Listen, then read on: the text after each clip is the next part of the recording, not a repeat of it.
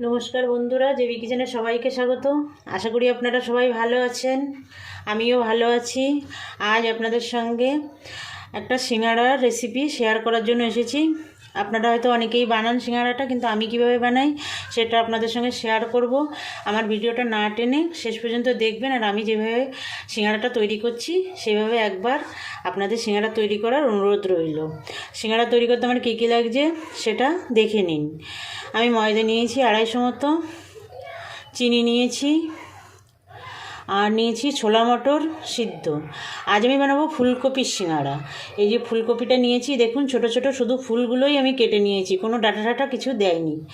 আর দুটো মিডিয়াম সাইজের আলু দেখুন ছোট ছোট করে কেটে নিয়েছি। লবণ নিয়েছি, গোটা জিরে, গোটা ধনে, একটু পাঁচফোড়ন নিয়েছি, দুটো শুকনো লঙ্কা নিয়েছি, আর কাঁচা লঙ্কা নিয়েছি 4টে, এক টুকরো আদা নিয়েছি, হলুদ, আর নিয়েছি একটু চিনাবাদাম, আর এই সাদা তেল নিয়েছি ভাজবার জন্য এবং ময়াম দেওয়ার জন্য। আমি প্রথমে ময়দাটা মেখে নেব। দেখুন কিভাবে ময়দাটা মাখতে হবে। বেকিং সোডা, বেকিং পাউডার ছাড়াই কিভাবে ময়দা মাখলে একদম মুচমুচে দোকানের মতো সিঙ্গাড়া তৈরি করা যায় সেটা আমি দেখিয়ে দিচ্ছি। প্রথমে আমি স্বাদ মতো লবণ দিয়ে দেব। স্বাদ মতো লবণ দিয়ে দিলাম। সামান্য একটু চিনি দেব, একদম সামান্য, আপনারা না চাইলে চিনিটা নাও দিতে পারেন। আমি সামান্য একটু চিনি দিলাম। এবার শুকনো উপকরণগুলো মিশিয়ে নেব।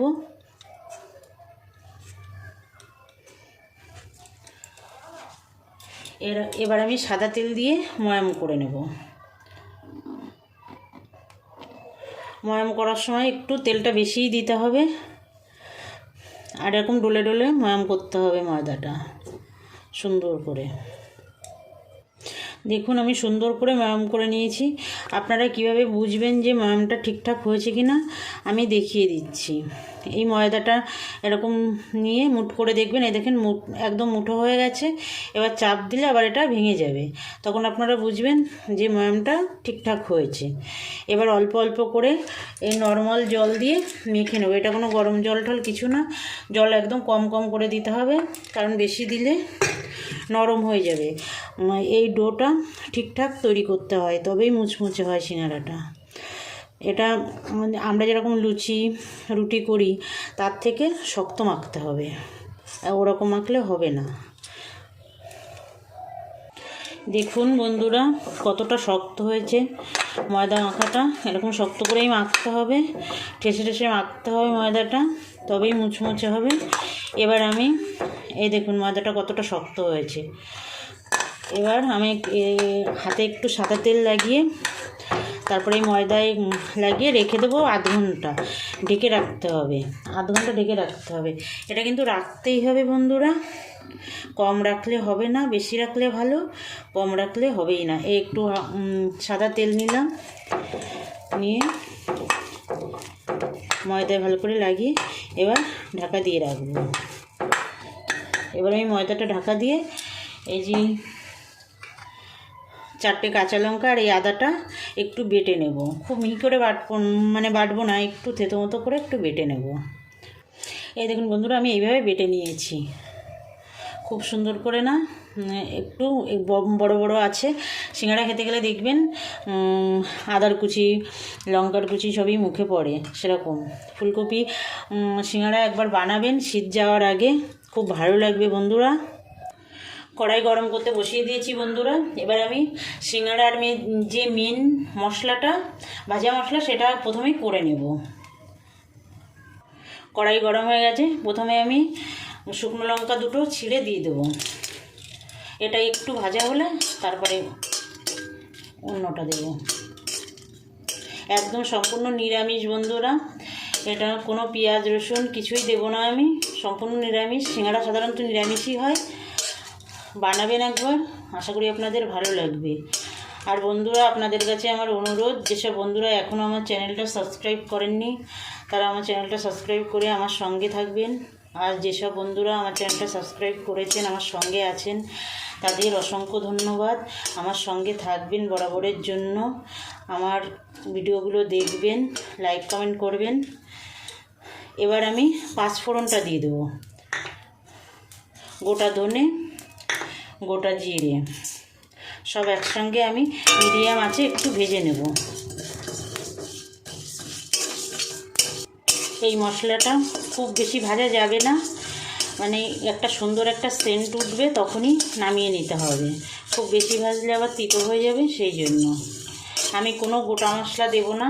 সব এটা ভেজে বেটে দেবো, কিন্তু মিহি করব না, একদম একটু গোটা গোটা থাকবে, সেরকমভাবেই আমি মশলাটা বাটবো। দেখতে থাকুন বন্ধুরা। দেখুন মশলাটা ভাজা হয়ে গেছে, এবার নামিয়ে নেব, নামিয়ে ঠান্ডা করে বেটে নেব। এবার কড়াইতে একটু তেল দিয়ে দেব, দিয়ে চিনাবাদামটা একটু ভেজে নেব। সিঙ্গাড়ায় সাধারণত এই তেলে ভাজা বাদামই দেওয়া হয়। এই বাদামটাও আমি আরেকটু থেতো করে নেব, এরকম গোটা গোটাই দেব না। দেখিয়ে দিচ্ছি। দেখুন বাদাম ভাজা হয়ে গেছে, নামিয়ে নেব। এবার বাদামটা নামিয়ে নিয়েছি। এই তেলের মধ্যে আরেকটু তেল দিয়ে দেবো, বেশি তেল দেব না, কারণ সিঙ্গাড়ার মধ্যে পুরটা তেল তেল ভাব হলে ভাল লাগে না, সেই জন্য অল্পই তেল দেব। অল্প তেলেই পুরটা বানাতে হবে। তেল গরম হয়ে গেছে, এবার আদা আর কাঁচা লঙ্কার পেস্টটা দিয়ে দেবো, দিয়ে একটু ভালো করে ভেজে নেব। আদা কাঁচা লঙ্কা দেখুন ভালো করে কষানো হয়ে গেছে, এবার আমি ফুলকপিটা দিয়ে দেবো।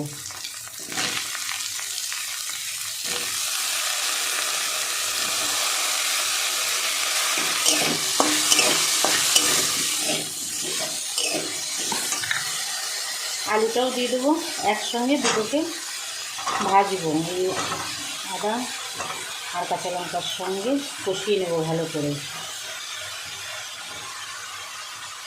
এবার একটু স্বাদ মতো লবণ দেব, আর সামান্য একটু হলুদ দেব। হলুদ বেশি দেব না, সিঙ্গাড়া একদম বেশি হলুদ হলে ভালো লাগে না, একটু হালকা হলুদ হবে, তবেই ভালো লাগে। দেখুন বন্ধুরা, আলু ফুলকপিটা সুন্দরভাবে মিশিয়ে নিয়েছি। এবার ঢাকা দিয়ে রাখবো একদম মিডিয়াম আছে, আলু ফুলকপিটা যাতে সুন্দরভাবে সেদ্ধ হয়ে যায়। আর ততক্ষণ আমি ভাজা মশলাটা একটু বেটে নেব। দেখুন বন্ধুরা, আলু ফুলকপিটা সুন্দর মতো ভাজা হয়ে গেছে, কিন্তু এখনও একটু শক্ত আছে, তার জন্য আমি 2 চামচ মতো জল দেব। বেশি জল দেওয়া যাবে না, 1 চামচ 2 চামচ মতো জল দিলাম, দিয়ে মিডিয়ামে ঢাকা দিয়ে রাখবো সিদ্ধ হওয়ার জন্য। এই পর্যায়ে আমি যে ভাজা মশলাটা করেছিলাম তার থেকে 1 চামচ মতো দিয়ে দেবো, আর পরে দেবো 1 চামচ মতো দিয়ে মিশিয়ে দিয়ে এবার ঢাকা দিয়ে রাখবো। আলু আর ফুলকপিটা যাতে সুন্দর সেদ্ধ হয়ে যায়। দেখুন বন্ধুরা, পুরটা প্রায় রেডি হয়ে গেছে। আমি এবার এই যে ছোলা বুটটা সেদ্ধ করে রেখেছিলাম সেটা দিয়ে দেবো, দিয়ে মিশিয়ে দেবো।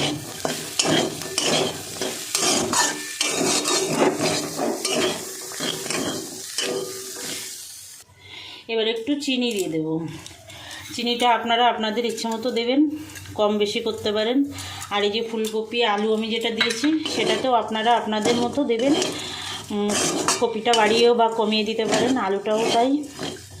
আপনারা যেরকম পছন্দ করেন সেরকমভাবেই পুরটা তৈরি করবেন।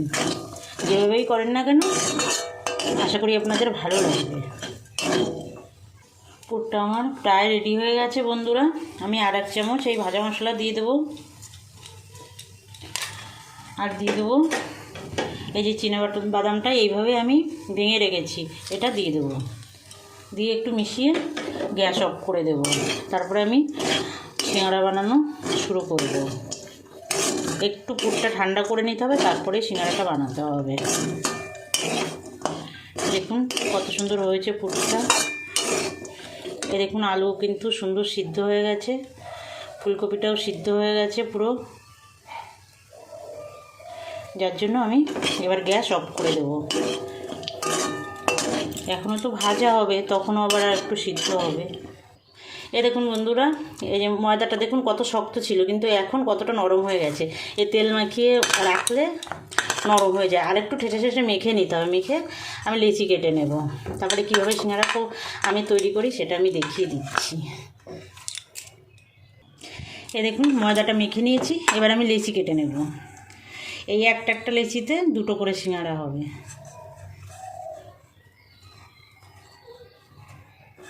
আমি এরকম বড় বড় লেচি কাটলাম, যেরকম আমরা রুটি করি তার থেকে সামান্য একটু বড় আছে।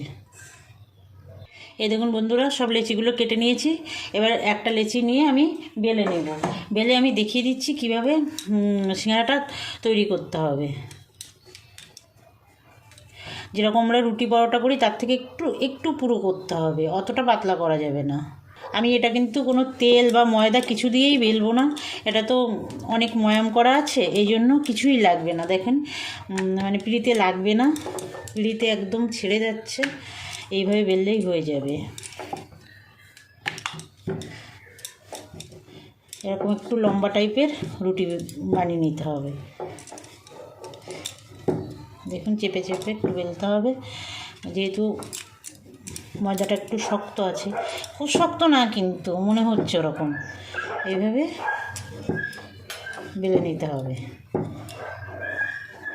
বেলে এবার মাঝে থেকে আমি কেটে নেব, মাঝে থেকে পিস করে আমি 2টো সিঙ্গাড়া করব। তাই এই যে সাইডটা কাটলাম এই সাইডে আমি একটু জল লাগিয়ে নেব।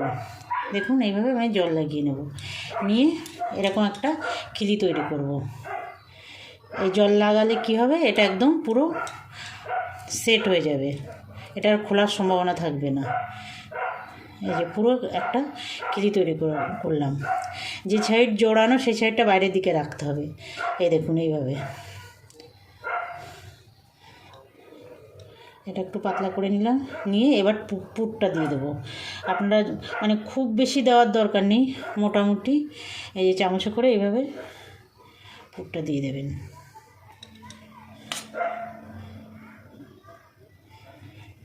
এবার এর উপরেও একটু জল লাগিয়ে নেব, যাতে সুন্দরভাবে লেগে যায়, খুলে না যায়। এবার এখানে দেখুন, এখানে একটা এইভাবে কুচি দিয়ে নিতে হবে। এই যে কুচি দিয়ে এই কুচিটা ধরে, আর এই যে যেখানে জুড়িয়েছি এটা টেনে একসঙ্গে লাগিয়ে দিতে হবে। দিয়ে এই যে এইভাবে এইভাবে সেট করে দিতে হবে। দেখুন একদম পুরো সিঙ্গাড়া হয়ে গেল, দোকানের মতো সিঙ্গাড়া হয়ে গেল। আপনি দোকানে যেরকম দেখেছেন কাঁচা সিঙ্গাড়া বানিয়ে সাজিয়ে রেখে দেয়, একদম এরকম করে এই দেখুন, এই যে রাখলে কোনো অসুবিধা নেই, পড়বে না। এই যে রেখে দিলাম, আর একটা বানিয়ে দেখিয়ে দিচ্ছি। এই জল লাগিয়ে নেব, লাগিয়ে এরকম পানের খিলির মতো এরকম খিলি করব। এই যে দেখুন, যাতে একটু ফাঁকা না থাকে, ফাঁকা থাকলে আবার তেল ঢুকে যাবে ভিতরে, যার জন্য এটা ভালো করে আটকে দিতে হবে। একটু চেপে চেপে দিলে একদম আটকে যাবে। আর যেহেতু জল দেওয়া আছে, এবার পুরটা দিয়ে দেবো।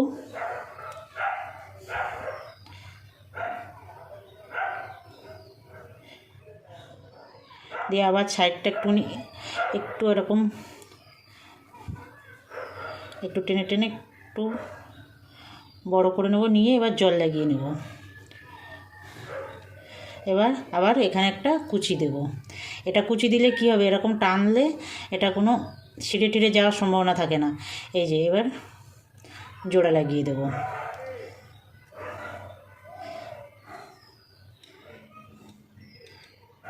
এই যে হয়ে গেল সিঙ্গাড়া। বানাবেন বন্ধুরা। এরপরে সবকটা সিঙ্গাড়া তৈরি করে ফেরত আসছি, তারপরে দেখিয়ে দিচ্ছি কীভাবে ভাজতে হবে। এই দেখুন, এই যে শিংটা টেনে এরকম করে দিলে, উঁচু করে দিলে উঁচু হয়ে যাবে, এরকম বসিয়ে রাখলে ব্যাস। এই দেখুন বন্ধুরা, সব কটা সিঙ্গাড়া আমি বানিয়ে নিয়েছি, এবার ভেজে নেব।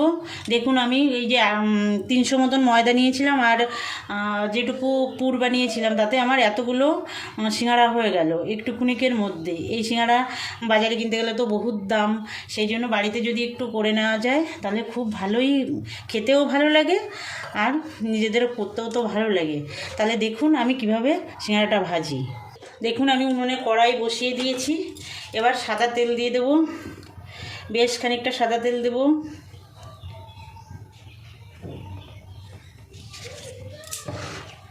তেলটা মোটামুটি গরম করবো, একদম খুব ধোয়া ওটা গরম করব না। তার আগেই সিঙ্গাড়াগুলো দিয়ে দেবো, মিডিয়াম আছে ভাজবো। দেখুন দেখুন তেলটা মোটামুটি গরম হয়েছে। এই সময় আমি সিঙ্গাড়া দিয়ে দেবো এর মধ্যে। দেখুন এরকম গরম হয়েছে, খুব বেশি গরম হয়নি। আর আঁচটা আমি মিডিয়ামে রেখেছি, না হলে ভালো ভাজা হবে না, মুচমুচেটাও কম হবে। আর আমি সিঙ্গাড়া একবারেই পুরোটা ভাজবো না, আমি দুবার দেব। সিঙ্গাড়া হোক চপ হোক দুবার যদি ভাজা হয় তাহলে সেটা মুচমুচেটা বেশি হয়, আর সেই যে মুচমুচে ভাবটা আসে সেটা অনেকক্ষণ পর্যন্ত বজায় থাকে। এই জন্য একবারেই কখনো পুরোটা ভাজতে নেই। আমি মোটামুটি 75% মতো ভাজবো, ভেজে তুলে নেব। তারপরে 25% পরে আবার ভাজবো। দেখুন তাহলে বন্ধুরা, এরকম তেলটা একটুখানি কীরকম করে দিতে হবে। দেখুন তেল কিন্তু আমার বেশি গরম হয়নি, সেটা কিন্তু বোঝাই যাচ্ছে।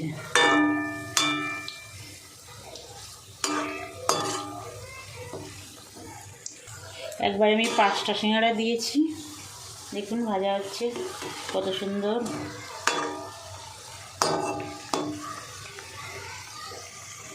দেখুন বন্ধুরা সিঙ্গাড়াগুলো ভাজা হচ্ছে। দেখুন আমার একটা সিঙ্গাড়াও কিন্তু ফেটেও যায়নি, ফুলেও যায়নি। আমি যেভাবে করছি সেভাবে করবেন, দেখবেন আপনাদেরও ফাটবেও না, ফুলবেও না। আর এই যে এই পর্যায়ে আমি তুলে রাখবো, তুলে রেখে পরে আবার ভেজে নেব 5 মিনিট। এটা কি হয়, এইভাবে আপনি যদি এয়ারটাইট কন্টেনারে করে নর্মাল ফ্রিজে রাখেন 5-7 দিন রাখতেই পারেন। যখন যে খাবে তখন সেটা এনে গরম করে দেবেন, একদমই টাটকা সিঙ্গাড়া হয়ে যাবে।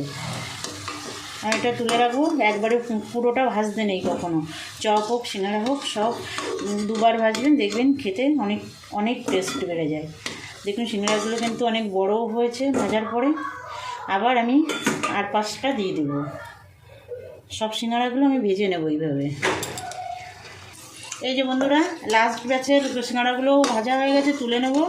এবারে আমি ফাইনালি যে 25% বাকি ছিল সেটা আমি 5-6টা সিঙ্গাড়া ভাজবো, সবগুলো ভাজবো না। আর আমি অন্যগুলো সব কন্টেনারে ভরে রেখে দেবো ফ্রিজে। পরে যখন আমার ছেলে এখন বাড়ি নেই, ছেলে আসলে গরম করে দেব, আর কেউ আত্মীয় স্বজন আসলেও গরম করে দেব। এই দেখুন এগুলো আমি গোল্ডেন কালার করে আমি ভেজে নেব। এই 5টা দিলাম, এই 5টা আমি ভেজে নেব, আর অন্যগুলো আমি রেখে দেবো। এই দেখেন সবগুলো আমি ভেজে নিয়েছি। দেখুন বন্ধুরা কত সুন্দর ভাজা হচ্ছে, হয়ে গেছে প্রায়, তুলে নেব। কত ভালো লাগছে, আপনারা বানাবেন। আপনারা যদি বানান আমার কমেন্টে জানাবেন, আমার খুব ভালো লাগবে। আমার তো খুব এইসব রান্না করতে খুব ভালো লাগে, আর আপনাদের সঙ্গে শেয়ার করতেও ভালো লাগে, তাই শেয়ার করলাম। আপনারা বানালে আমি খুব খুশি হব বন্ধুরা। দেখুন একদম গোল্ডেন কালার আসলে আমি নামিয়ে নেব। এটা কিন্তু খুব মুচমুচে হবে। দেখুন হয়ে গেছে, এবার নামিয়ে নেব। নামানোর পরেও আরেকটু কালার আসবে, সেই জন্য এই পর্যায়েই আমি নামিয়ে নেব। দেখুন বন্ধুরা টমেটো সসের সঙ্গে আমি সিঙ্গাড়া, ফুলকপি সিঙ্গাড়া সার্ভ করে দিয়েছি। কত সুন্দর হয়েছে, খেতে কিন্তু দুর্দান্ত হয়। আপনারা বানাবেন। আপনাদের বানানোর অনুরোধ রেখে আমি আজকের ভিডিওটা শেষ করছি। নমস্কার বন্ধুরা।